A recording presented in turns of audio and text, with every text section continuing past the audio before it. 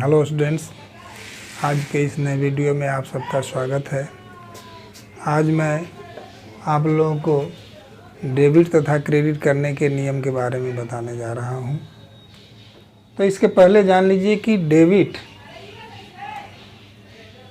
क्या है, इसकी उत्पत्ति कहां से हुई है इसके विषय में, और क्रेडिट क्या है, इसकी उत्पत्ति कहां से हुई है इसके विषय में बताने जा रहा हूं। डेबिट शब्द की उत्पत्ति लैटिन भाषा के डेप्टम शब्द से हुई है, जिसका शाब्दिक अर्थ होता है उनसे दे, ड्यू फ्रॉम दैट। और संक्षेप में इसे बाईं ओर भी कहा जाता है, और हिंदी में इसका नाम भी है, विकलन भी कहा जाता है। और इसका संबंध, डेबिट शब्द का संबंध अंग्रेजी के डेटर शब्द से भी है। अंग्रेजी के डेटर शब्द से है, जिसे हम संक्षेप में डीआर कहते हैं, जिसका हिंदी रूपांतरण ऋणी है। और डेटर्स का ऐसे अर्थ होता है हिंदी में देनदार। देनदार माने ऐसे व्यक्ति जो देने वाला हो, जिसको हमने उधार माल बेचा है उसको देनदार कहा जाता है। भविष्य में वो देने वाला होता है, इसीलिए हम लोग उसको देनदार कहते हैं। और इसी का हिंदी रूपांतरण इसका कहते हैं ऋणी या नाम होता है। अब आप लोग को क्रेडिट के शब्द के संबंध में बताने जा रहे हैं।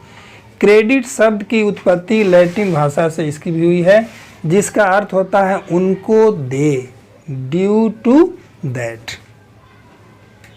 अब इसका संबंध अंग्रेजी के क्रेडिटर शब्द से होता है, जिसे हिंदी में धनी या जमा कहते हैं। क्रेडिटर का मतलब होता है हिंदी में लेनदार कहते हैं, लेने वाला, यानी जिससे हमने उधार माल लिया है या पैसा उधार लिया है, कर्ज लिया है, उसको हम लोग लेनदार है। इसलिए लेनदार कहा जाता है कि वो भविष्य में लेने वाला होता है। आज हम लिए हैं तो कल उसको देना है, हमसे लेगा वो, तो इसलिए इसको लेनदार कहा जाता है। और दाएं भाग में लिखते हैं क्रेडिट को। डेबिट को बाएं भाग में लिखा जाता है, क्रेडिट को दाएं भाग में लिखा जाता है। इसके संबंध में यही है। अब आइए डेबिट क्रेडिट करने के संबंध में नियम। किस खाते को डेबिट करेंगे, किसको क्रेडिट करेंगे, इसके लिए नियम है। तो डेबिट क्रेडिट करने के दृष्टि से जो है, खाते को दो भागों में बांटा गया है।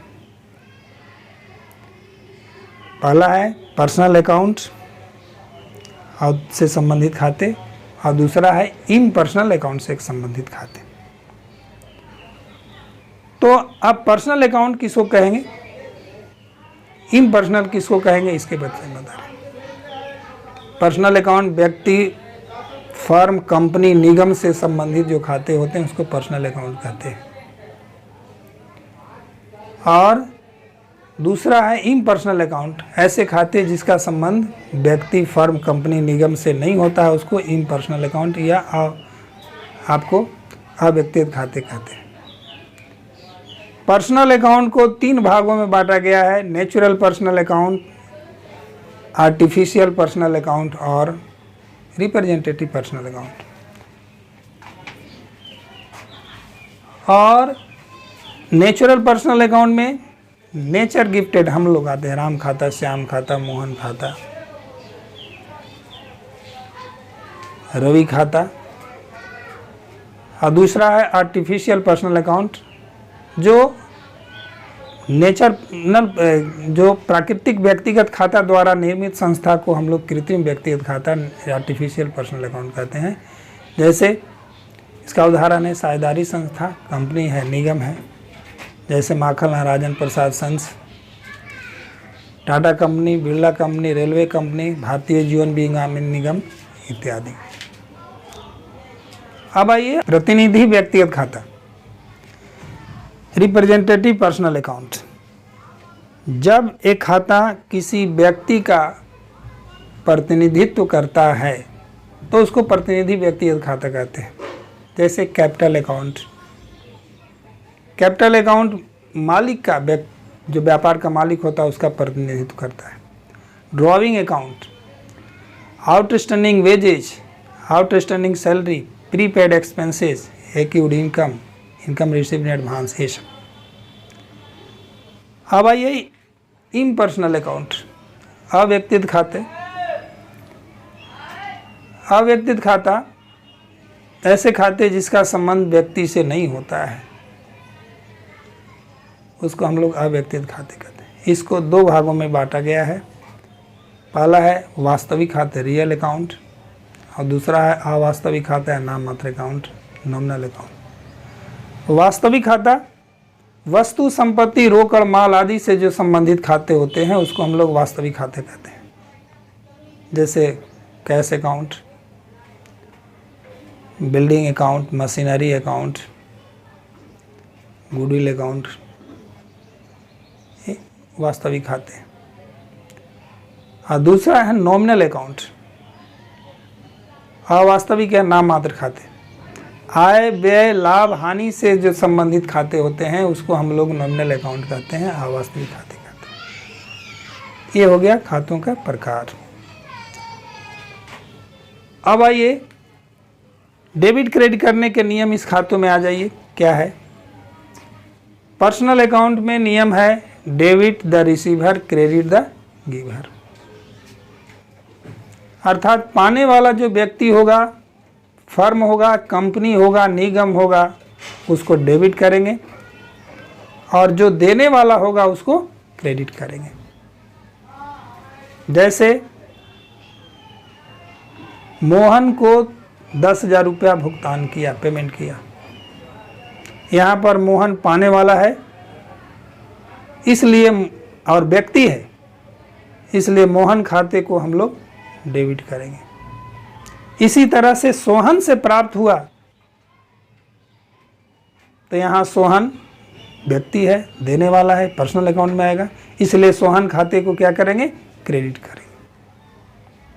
यही नियम है पर्सनल अकाउंट में, debit the receiver, credit the giver. पाने वाला व्यक्ति, फर्म, कंपनी, निगम डेबिट करेंगे, देने वाला को क्रेडिट करेंगे। अब आइए इम्पर्सनल अकाउंट में आइए। इसमें डेबिट क्रेडिट करने का नियम है। इम्पर्सनल अकाउंट में, वास्तविक खाते में, रियल अकाउंट में क्या नियम है जान लीजिए। रियल अकाउंट में जैसा कि अभी हमने बताया कि वस्तु, संपत्ति, रोकड़, माल से संबंधित खाते को रियल अकाउंट, वास्तविक खाते कहते हैं। इसके अंतर्गत डेबिट क्रेडिट करने का नियम है आने वाला को डेबिट, जाने वाला को credit. Debit what's comes in and credit what goes out. जो भी वस्तु, संपत्ति, रोकड़, माल यदि आ रहा होगा तो उसको डेबिट करेंगे, और यदि जा रहा है हमारे यहाँ से उसको क्रेडिट करेंगे। जैसे 5 लाख में बिल्डिंग खरीदा, यहाँ बिल्डिंग आ रहा है और पैसा जा रहा है। बिल्डिंग और पैसा दोनों यहाँ रियल अकाउंट में है। बिल्डिंग आ रहा है इसलिए बिल्डिंग अकाउंट को क्या करेंगे? 5 लाख रुपए से डेबिट करेंगे। कैश जा रहा है यहाँ, इसलिए कैश अकाउंट को 5 लाख से क्रेडिट करेंगे। अब आइए नॉमिनल अकाउंट। नॉमिनल अकाउंट को डेबिट क्रेडिट करने का नियम है डेबिट ऑल एक्सपेंसेस और losses, credit all incomes and gains. सभी व्यय, हानि होगा उसको डेबिट करेंगे, और आय और लाभ होगा उसको क्रेडिट करेंगे।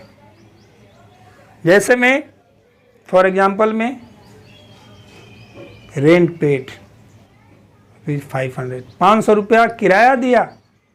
यहाँ किराया हमारे लिए खर्च है, इसलिए किराया खाते को हम लोग 500 रुपये से डेबिट करेंगे। इसी तरह से कमीशन, हमको 1000 रुपया कमीशन मिला, कमीशन हमारे लिए आय होगी, इनकम होगी, तो 1000 रुपये से कमीशन खाते को हम क्रेडिट करेंगे। इसी तरह से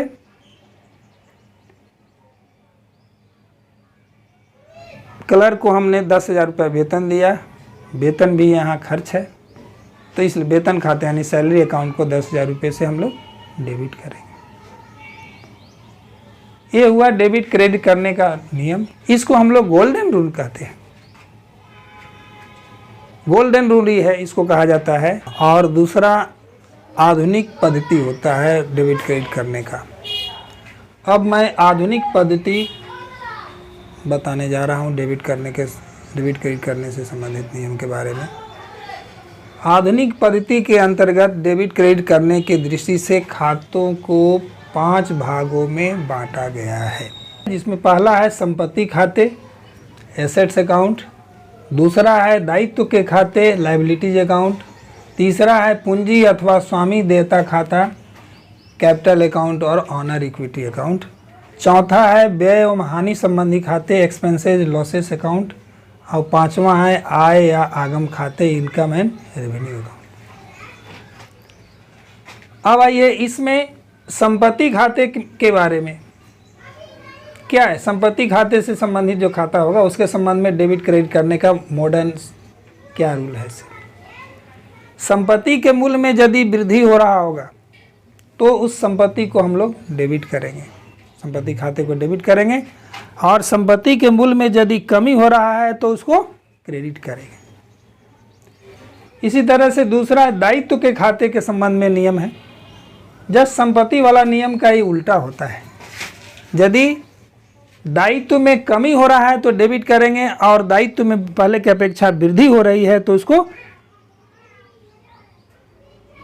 क्रेडिट करेंगे। अब आइए पूंजी अथोक के संबंध में भी। पूंजी में भी यही दूसरा नियम ही अप्लाई होता है। पूंजी पहले से यदि बढ़ रहा हो, पूंजी में वृद्धि हो रहा है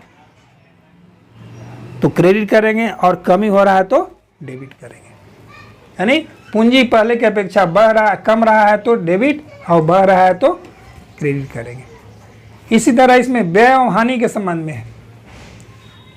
व्यय एवं हानि के संबंध में है। व्यय एवं हानि में यदि वृद्धि हो रहा है तो उसको डेबिट करेंगे और यदि कमी हो रहा है तो उसको क्रेडिट करेंगे। आगम के संबंध में नियम है। आगम के संबंध में डेबिट क्रेडिट का नियम है। यदि आगम अथवा लाभ में कमी हो रहा है तो डेबिट करेंगे और यदि वृद्धि हो रहा है तो उसको क्रेडिट करेंगे। यही आधुनिक पद्धति है। इस 2 पद्धति के अनुसार ही जर्नल एंट्री करने का नियम बताया गया है। एक पुरानी पद्धति जो हमने बताया, जिसको हम लोग गोल्डन रूल कहते हैं, उसको परंपरागत विधि भी कहा जाता है, और दूसरा है आधुनिक पद्धति, मॉडर्न एज। तो इस दोनों पद्धति से ही एंट्री किया जाता है, लेकिन अधिक उपयुक्त प्रयोग में हम लोग लाते हैं पुरानी पद्धति का ही इस्तेमाल किया जाता है। बस आज के वीडियो में इतना ही। फिर नेक्स्ट डे फिर नए वीडियो का नए टॉपिक के साथ आपके साथ मुलाकात होगी। जय हिंद।